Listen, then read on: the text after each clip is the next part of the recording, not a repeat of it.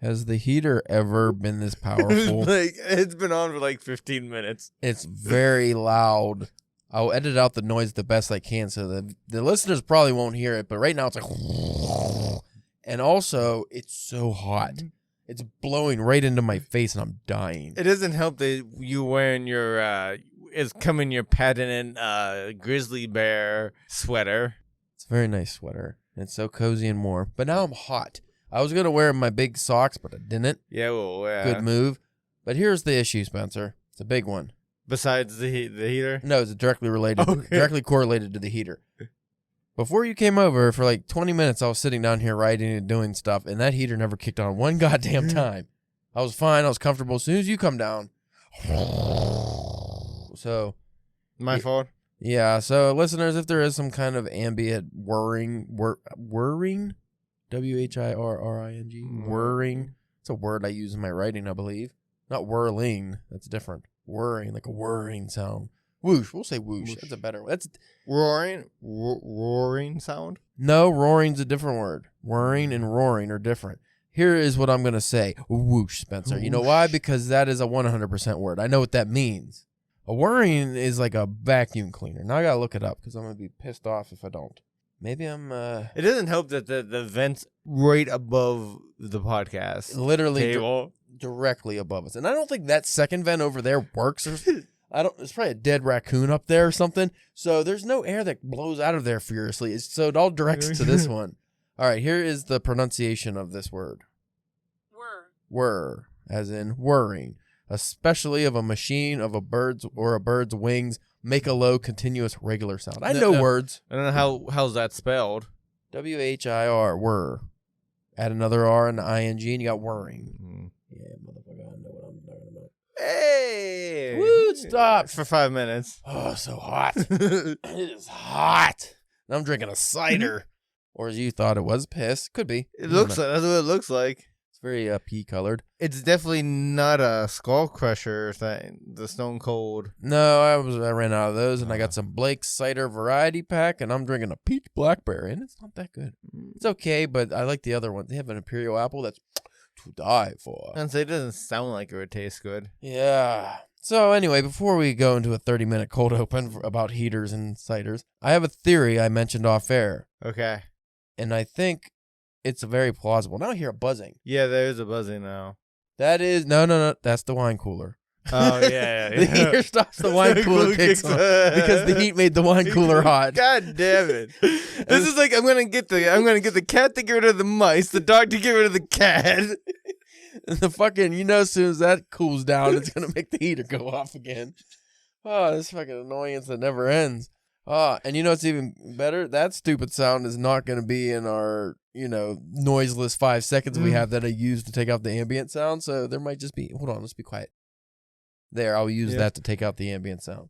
Anyway, I have a theory, and I think there's some possibility this is true. All right. So when I got my poems accepted, I had them submitted to other magazines as well, which I had to withdraw. Mm-hmm. And I was excited because I got to withdraw something for once. Like, I am too good for your magazine. Fuck you guys before you fuck me. Oh, fuck you, fuck me, fuck you. I fucked on your grave. One of those publications, and hopefully they don't listen to the podcast, I think it is an American Poetry Review. Okay. And I would like to get in there. I think that would be a cool, even though I'm not a poet, I think that would be because they pay $1 a line. I think that would be cool to get in there. Get paid for some. Actually, then I'd be a published bard who is also paid, motherfucker. I have this theory. When I first submitted to him, it was like a month or two that I had that submission in, and it never got in progress. It was just received. They never looked into it. So like, all right. And then I withdrew it. And I was like, okay. And then I happened to have another poem that I liked. And I was like, I'll submit to the, wherever one. I was like, oh yeah, I'll submit to that one again since I withdrawed it. So here's the thing. Okay. I am thinking that if you withdraw something from one of these magazines and they see it that you withdrew it, they're like, hey, because it tells you why you're withdrawing. I said got accepted elsewhere, and they're like, oh, that motherfucker, he's good, isn't he? We want him. We want him now because he's good. It's like that hot chick scenario. Like if you just ignore the hot chick, like they go mad. Yeah. So since I withdrew it. And then as soon as I submitted it again, I don't even think it was a week before it got in progress. Like it was very fast. Like I said, it was like a couple months previously that they never did get into progress. So I'm like, what if I keep doing that? What if I push that? Not even if I get accepted. I was like, what if I pick one journal, like a higher end journal, probably better for fiction, not like the New Yorker. It had to be something that is at least checking the work. Because I'm assuming this is on Submittable. I'm assuming Submittable has a category for publishers where it's like, here's the list of who we rejected, here's who we accepted, who's here, here's a list of who withdrew. So what if like a publisher looks on that list of withdrawn ones and just sees my name 15 times? It's like, why this motherfucker keeps submitting and then he just withdraws? Why? And they look and it's like accepted elsewhere. This motherfucker's hot. Especially too because it's not like if you lie they can tell. Like, you know what I mean? No, they're not gonna know. So that I think would be hilarious if you just kept doing that. It would be an interesting experiment. It would have to be a free journal. And now if I had the money to do, which I guess I do, but it's a waste of money, pay the $3 submission fee and then withdraw. Yeah. But what if you did that to like, I'm trying to think of like things like the New York and the Atlantic, they're so hard to get into that they're just free. Yeah. Like you don't have to pay anything, but they like never check their slush pile. But if you had like like the New England Review, that's a higher end journal, but I believe their fee is like $3, $5 or something. So what if somebody just kept submitting and even maybe they waited till it went into progress every time and then just withdrew and just like kept saying got published at a better, not you want to say better, but another publication got published elsewhere, and they're just like, we gotta get on this motherfucker quick. That's what I'm hoping would happen with the American Poetry Review is they saw that I withdrew and it was accepted elsewhere, like, oh, we're getting this next one, or they just want to reject me faster, but that's fine too. Yeah, at least they're getting to me. I've also had a couple interesting rejections. I forgot if I sent you the one, but the guy was really nice. It was I should look it up. I don't want to butcher it because it's a cool publication. It's a horror publication. I had a story about, I don't remember if I let you read it a long time ago or not, but it was about like a guy who's exploring a well on his property, and it's like, I don't know if is that the one where it's like a it's written like found footage or something? Yeah, kinda? it's written as like a police deposition or a police report, and then they're explaining the footage and the stuff in the audio they were able to retrieve.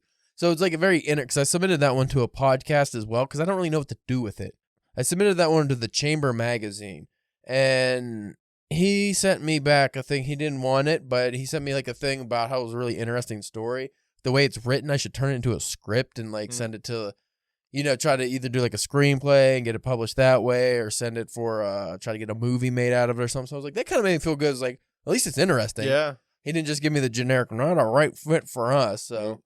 That's pretty cool, but I don't know. Like I said, I don't, if it doesn't get into the podcast, I don't know where I'm gonna place that one. Because I let a couple people read it and they liked it. They said it was like really interesting. And they're kind of hooked by the way it goes. But again, the writing style, I think that's just that's not what most magazines take, And it's not that long, right? 3,500 maybe max. It can't be more than 3,500 words. Yeah, but that's about it. Since this episode is going to be about writing, we don't have to go into that in the cold open. Is there anything else, Spencer? I don't believe so. All right. Well, no new business. Or no old business, rather. Yeah. No old business, so we'll get into the new business after the space music. And Caleb's going to melt a little bit from the fucking heater.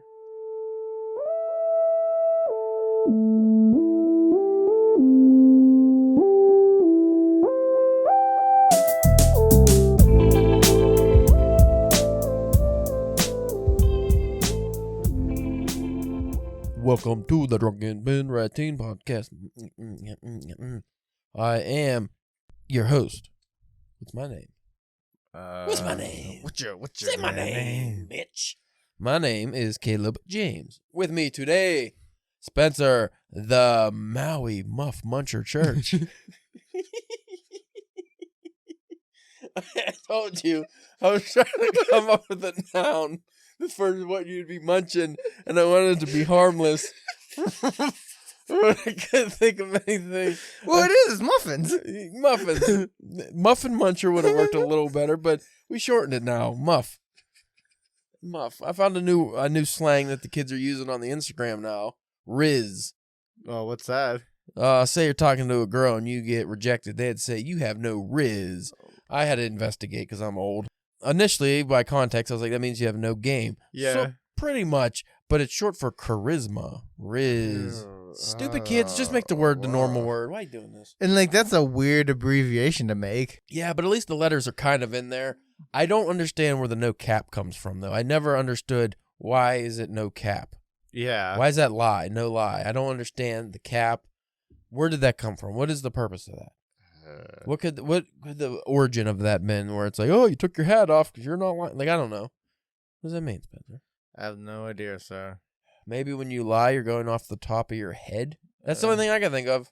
You know, somebody probably just said it, and then somebody else was like, "Wait, what's that? What? Why'd you say that?" And then it just spread because people are dumb. You are not capitalizing on your house of lies. So you wanted to discuss something today. I said, no, I don't want to do it. I just want to have a clean episode. And you're like, no. I forced you. We're talking about my OnlyFans, and that is that, damn it. And I was like, oh, God. I need to get those numbers up. You got to boost them. I'm trying to stop having them to work. No, I think you mentioned something about, what can we shorten the word brainstorm to? It's got like the kids do. Brains, that's a slang for something else. Yeah, right. Give him some brain there. We're storming it. Yeah, maybe. We're storming Norman here. We're racking our minds trying to come up with something or other. I don't fucking know. What are we doing? Oh, Spencer, you're killing me. So you needed help with a story idea, or do you just already have the idea and need more? Well, I have, I kind of have a gem of an idea. But then also, too, I figured depending on how long that took, we both have, like, bigger things that we're currently working on. Right. But also also trying to get more into the submissions, and a lot of it has been, like, just old stuff we've had and not writing anything new. Can I interrupt you very quickly, because that was exactly what my original cold open was that I forgot. Okay. I had a cold open this morning before you even came over. Oh, okay. And I completely forgot, but that reminds me. I think it's very important that as a writer, and this could go with any creative endeavor, if you're an artist, photographer, whatever, have an A project and a B project at least. Yeah. Like, you don't always have to have concurrent projects like that are going together, but I think it's a really good idea because I noticed that because I have a short story I'm working on as well as my novel. My novel this week has been going excellent. I've been writing a shit ton, but then I got burnt out today and I couldn't think of anything. I just didn't feel like writing it. But then I had that short story, and I was like, ooh, I actually do feel like writing that, and I got way into that. Mm-hmm. So having a backup project, at least one, I think is a good idea, especially if your A project's more of a long-term project, such as a novel or a novella, and, your B project is just like a short story, flash fiction. But go on. But so, like, as I was saying, depending on how long, we take with mine, I didn't know if you had anything in the kiln that you wanted to try to mull over or one anything. major idea, Spencer. Okay, follow me here. All right, Nick Cage. All right, I like it already. Old pantyhose. I greenlit it. The Babysitters Club. Ooh, what can we do with that? Come on, think. We're old cokeheads in the 80s. Think. Hold on. We need one of the gremlins to be electric. We need one that's a gremlin that goes into electronics and fucks everything up. We need Hulk Hogan. That's how Gremlins 2 was made, by the way. So we'll start with you because I don't need help, Spencer. Okay. Really. I mean, because we kind of brainstormed, I think, my story, was that last week or something or other. But I got a hold on that, and I don't have anything else I'm working on that I need help with. But I know you wanted to do some submissions, but you need... a little bit of a spark here. Yes. So, my initial idea is, with all this hubbub going on with AI art, and also because I don't know if you also know, apparently there's some newer AI writing program. I think that was out before the art. Yeah, but I like it's been like for some reason it's getting like a resurgence now or something. It's getting better, I think. Yeah. So that had me think of like. See, like I had like kind of two different sides of the story that I don't know which one, or maybe I just write them both separate. But like somehow a publisher has this AI system or whatever, and they use it to write this great awesome novel or a couple books or whatever. But they can't just come out and say it's this AI, so they need a face. So they figure they get some. Like bum hack writer or some wannabe guy, and he can be the face of this. One I thought like I could either do like the kind of more typical horror story where how somehow this AI comes alive or like tries to hatch a revenge against like becomes sentient, and either the publisher and wreaks havoc on these guys, or go more of kind of like the literature kind of route, and like how people are giving them like shit, and it's like, and try to play that how similar it would be just to like people. It's like, this thing didn't ask to be created and to come up with this art. It's just doing what it's told, and like then use it as kind of like a mirror to play off like humanity too. Like, you know what I mean? It's just would be a different. You get like an AI kind of stories of like, well, when's it an actual person or thing? When's his life valuable? Yeah, and like I said, this is where like the more of the Storming comes in of how deep to kind of dive into that Well, the first one is a little too cliche because that's basically like Terminator and all kinds of movies, like the revenge plot. Yeah, but it sounds fun though. It'd be fun to write, but I think it's been done too often.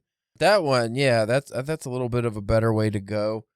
Try to think how you would have to develop the themes first and who you want the reader to sympathize with. So is it the AI? Are we supposed to feel bad for the AI? Yeah.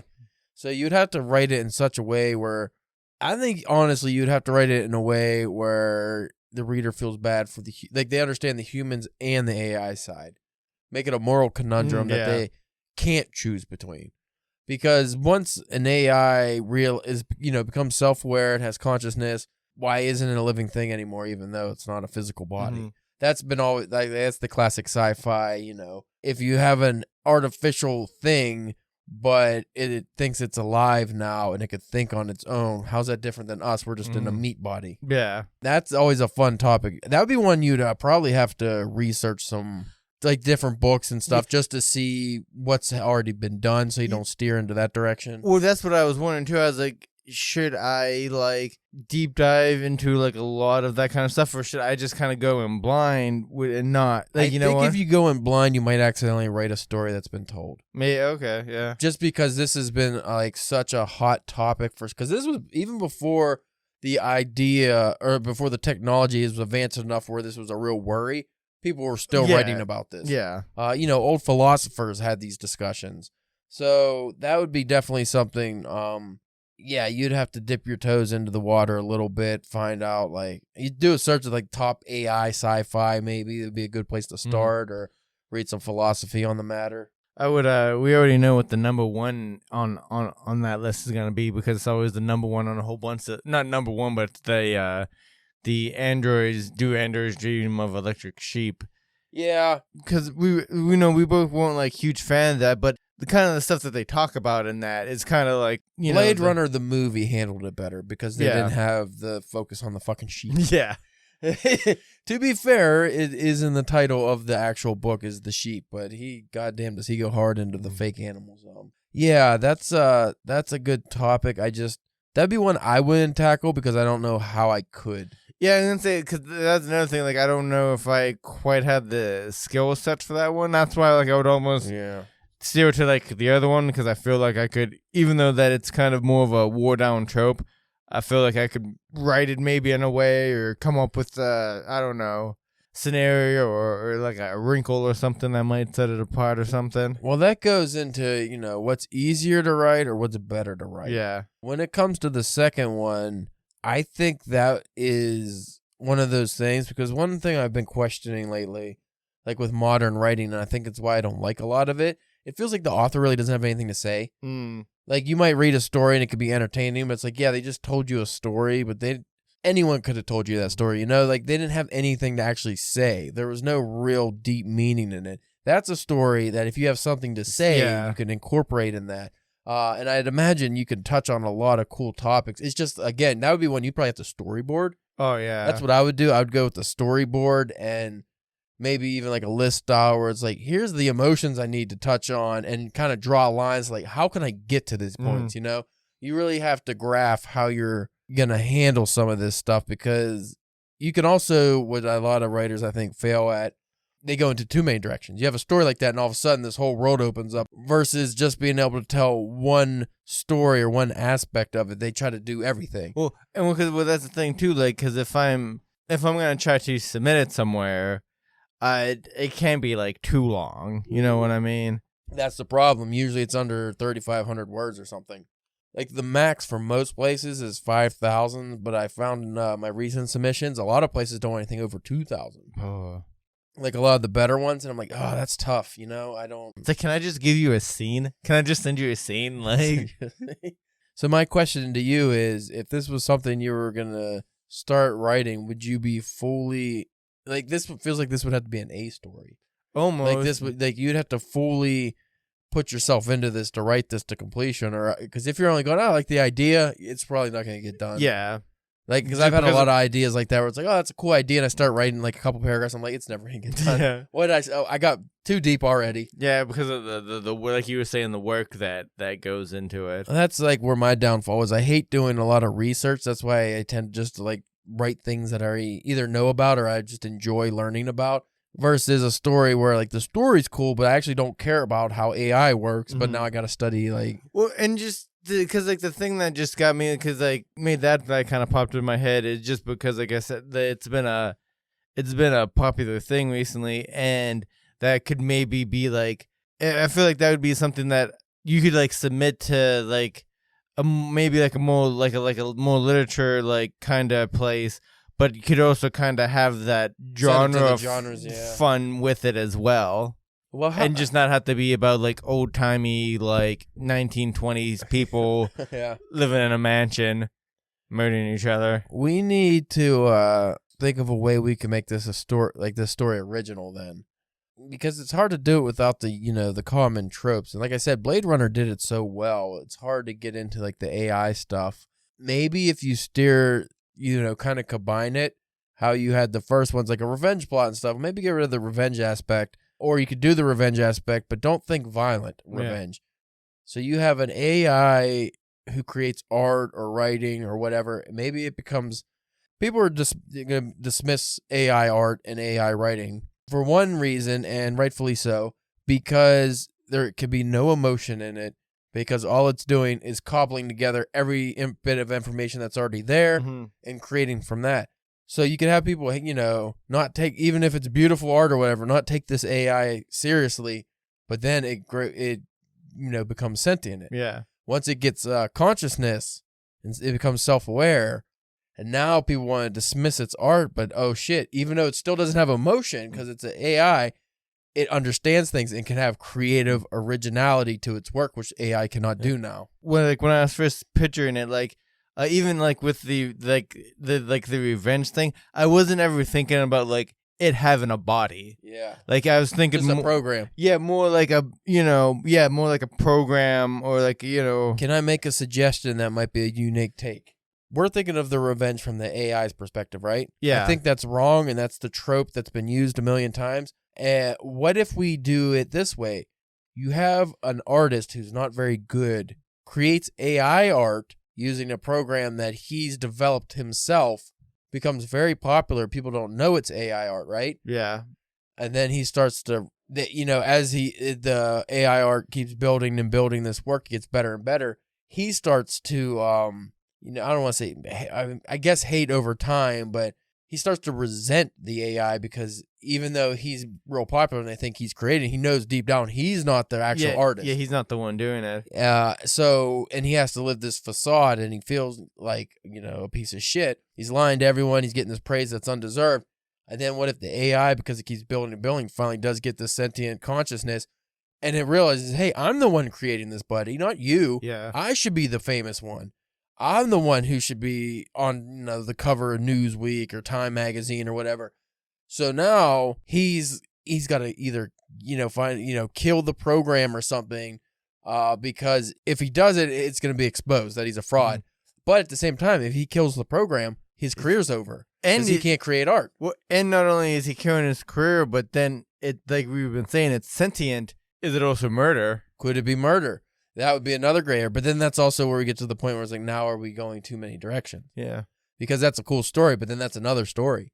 Because once you add in, oh, is it like, because that's another topic. It's like, well, does it count as life? If you go down that route, now you're not telling the exact same story. Like you're going to cop drama, time cop type of stuff, or who knows. But I think that would be a cool direction is you have an artist who's not actually an artist. He uses the AI art. Not just use that because that's what I use for my website, but I don't claim that I created it by any means. But some people do. Some people are winning contests and they're like, well, I still created it, even though it was just I typed in a prompt. Yeah, like no. But then what if you didn't tell people and the art was so good? Or we could go with the writing too. Somebody's writing books. Maybe the AI art, the AI generator that he created works so well that it could create whole novels in a voice that he could pretend's his, even though he's not a good writer himself. Because like maybe he's like a programmer or whatever, smarty word, but he's always wanted to be a writer. Like he did this to make money. Yeah, like that's his career is like the programming or whatever, whatever word you want to use. But he wanted to always be a writer, at heart. And then so that's whenever, But then when the AI is sending it, it's going to either expose him and become famous itself and he's a nobody, or he has to kill it and then he's a nobody again. Yeah. That's a fun one. Yeah. You could do a lot with that. You can, because then also, like, who's morally right? Well, I guess the AI can't be morally right. So, like, okay, is he wrong for doing this initially and he's just getting his comeuppance?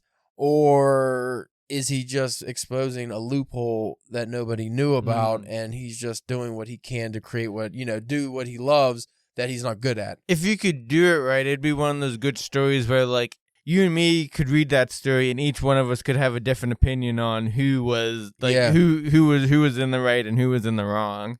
Yeah, that's a fun one to tackle, but that's all on you. I can't. Yeah. Got enough of my workload, and I am currently not writing about stuff that takes place in modern times, but it's not dealing with robots and because you've been high into the sci-fi stuff. But I'm telling you, that's an because that could work with the literary side too.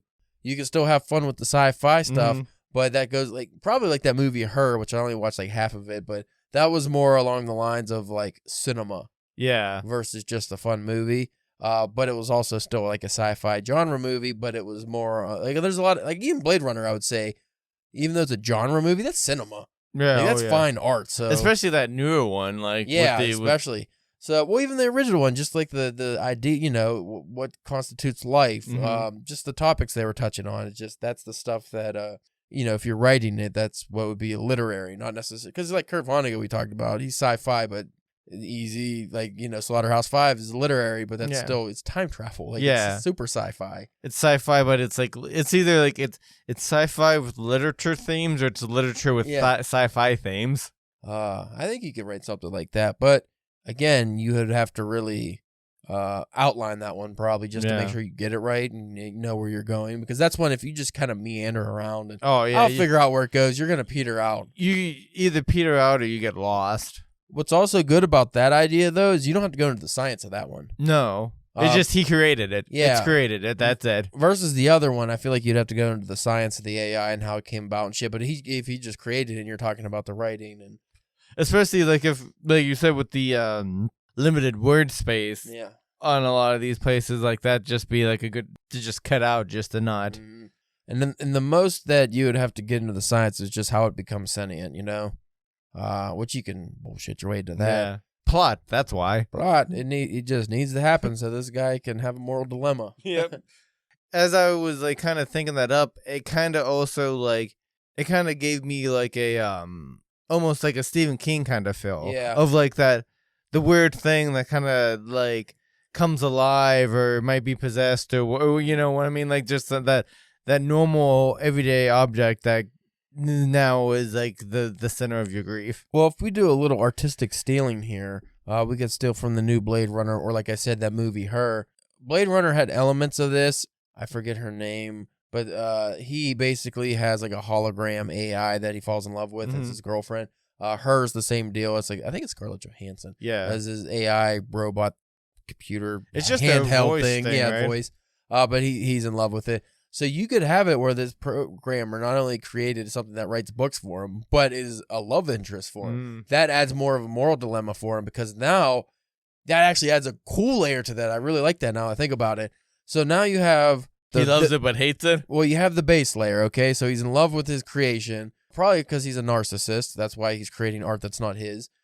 So he has this great art for him. He becomes famous because of it. Then it becomes sentient, which is what he wants love-wise, because now it can reciprocate his feelings. But then, because he's going to become jealous of it, because it's like, well, that's my art. I'm putting it out. I'm telling everybody. So now it goes back to your murder thing. We can incorporate that now, because if he's in love with this thing and he has to, even if it's just shutting off a button and deletes it or whatever, how is he going to kill it? So it's either he gets exposed or he gets a double whammy of killing it and also still losing his career. And so he loses his career and his love versus just letting the love take over, and then he's just lampooned for the rest of time is Milli Vanilli of the writing world. So I don't know, Spencer. I think that's a hot idea. Yeah. Well, by the time I get done with it, I thought, AI will be done. That'll have happened for real multiple times. Right. That'll happen like 30 times. We just found out that this is what James Patterson has been doing for the past 20 years. James Patterson's been dead for 20 years, and that's what he's just having a robot write it. His masterclass, animatronics. I wish I had something I needed brainstorming, but like my story now is pretty tight. It's coming along well. And I knocked out another chapter of my novel yesterday, so I'm almost... I did make a decision on my... I think this is a cool idea. So initially I just had like... There was going to be a hard cut in the middle of the novel where it goes completely off the rails into other fantasy elements. I couldn't figure out how to do that without it just being like ridiculous jarring kind of thing. So I thought, why don't I not almost like book 1, book 2? So the first half of the book is going to be called Life, and then it's going to go on with these characters and their lives and how we get to where we go. And then the second half, because one of the characters dies and ends up in this other world, it's going to be called Death. And then we deal with that. So that could be just a hard split, and it won't be as jarring because you're like, oh, this is like a new book or it's a new read, So I think that is a good way to handle that. Yeah. And also it's the lazy way to handle that. I don't have to like change the pacing or anything. I've read plenty of books, especially like longer books that were like book 1, book 2, and even book 3 sometimes. So yeah. So well, that's kind of like how Stephen King did, like kind of like The Stand, because it was like the stuff before the flu, and as people were starting to get sick, and then like after like mostly everybody died, and then the survivors, and like I said, I can't remember if that went to a book 3 or not, but like he's done that with a couple of things. Is it kind of bad? I was hoping COVID would have been The Stand. Yeah, I mean, I thought it was for a minute. I was like, is that how we get to The Stand? But it didn't happen, which I guess is good. I don't know. Yeah, for some people, I guess. I don't know. I don't know anymore. Everybody hates everybody, so nothing's good. Everything's bad. And also, sucks. Sucks, oh yeah. And I have a feeling as soon as my book's ready to drop, some catastrophic event in the world's going to make it so nobody buys it. Just some bomb goes off somewhere, like, oh, nobody cares about indie writing right now. Probably blow up the fucking publisher. Yeah, with your luck. Caleb got a deal with Penguin. He's so happy. Penguin's gone. Or somebody fucking buys it. Bill Gates or somebody. Fucking, what's Elon Musk? That's who'd buy it. I was going to say Jeff Bezos, but at least he started with books, so he might, publish it. But Elon Musk, I feel like he'd just be like, books are for nerds. And well, that's fucking Andrew Tate buys it and just fucking burns everything. If he ever gets out of jail, he'll buy it. Isn't one of the publishing houses buying another one of the publishing? We talked about this last episode. We didn't have the problem, and we talked about this a long time ago where we had all the answers and we both forgot. And I'm not going into it again because I don't remember. Because the reason I just remember that too is because I don't know if you saw like Comixology on Amazon is like going out, so that should be interesting. Awesome. That's great. Anyway, folks, if you want Spencer to write that story, fucking let him know. Yeah. You can go to his OnlyFans. Spencer, what were you? The Maui Muff Muncher. That is Maui Muff Muncher, aisle 9. Maui Muff Muncher. Your Vagisil was at the counter. Sorry. I was actually thinking of, what was that movie? Me, Myself, and Irene. Remember Jim Carrey turns and he's like, man, I don't think it was Vagisil. I think it was something worse named. It was something he's like, you got a little yeast. Like, he's making some sourdough. Like, he just went into it. It was real gross. Like the lady was there looking all shit. I don't know what I'm talking about. If you want to check out my work, you go to calebjamesk.com. I got exciting news possibly coming up. I hope so. So stick around. Keep an eye out. I will post about it if it does come to fruition. You can also follow us, the podcast, at DPW Podcast on Instagram, Twitter, Facebook, YouTube, and your mama. Oh, on your mama's butt cheek. I got it tattooed. Ooh, saucy.